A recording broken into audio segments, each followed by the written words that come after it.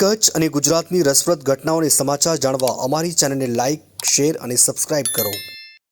મારું નામ હિન્દુ ભાવેશ, રહેવાસી માધાપર. જય સિયારામ, હર હર મહાદેવ, જય ગૌ માતા, હર હર ગંગે. સૌ પ્રથમ તો સર્વે સનાતની, સૌ સાધુ સંતો ને મારા કોટી કોટી પ્રણામ.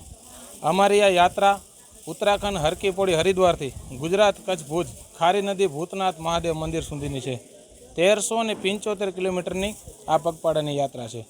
યાત્રા સંકલ્પ છે ગૌમાતા રાષ્ટ્રમાતા ઘોષિત થાય, ગૌહત્યા સંપૂર્ણ ભારતમાં બંધ થાય.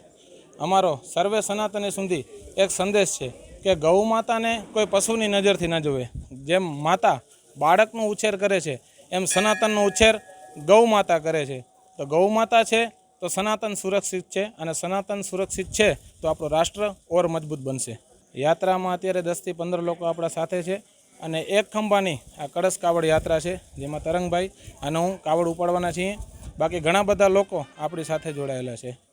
અગાઉ તરંગભાઈએ હરકી પોળી હરિદ્વારથી માધાપર સ્થિત મહાદેવ સુધી આ યાત્રા કરેલી છે, અને 2026માં કળશ કાવડ યાત્રામાં ભારતની સૌથી લાંબી કળશ કાવડ યાત્રા છે. 1375 કિલોમીટરની એક ખંભાની પગપાળાની કાવડ યાત્રા છે.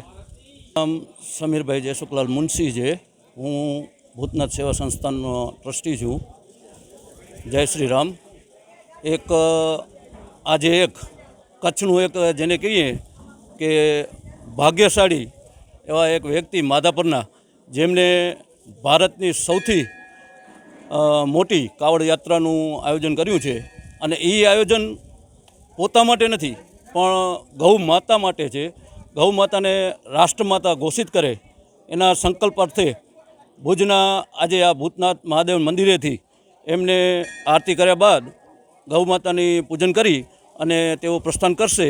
અને શ્રાવણ માસમાં તેઓ કાવડમાં જલ લઈ અને શ્રાવણ માસ આવશે એટલે આ જલાભિષેક ભૂતનાથ મહાદેવે જલાભિષેક કરશે.